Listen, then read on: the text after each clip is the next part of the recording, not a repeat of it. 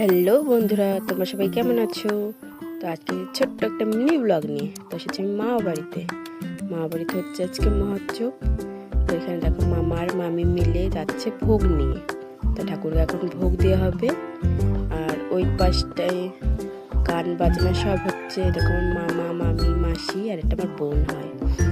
তো এখানে সবাই যাচ্ছে ভোগ নিয়ে ঠাকুরের। আর এরপরে দেখো গান বাজনা হচ্ছে।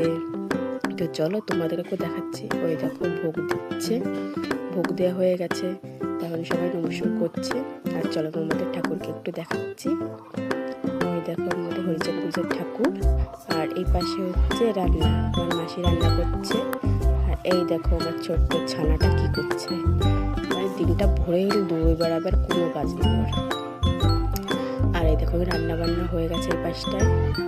আর এখানে গান বাজনা সব হচ্ছে। একটু পরে মাতাম দেবে, তাই তোমাদের সবাইকে দেখাচ্ছি। আর পরে ব্লগে টাটা।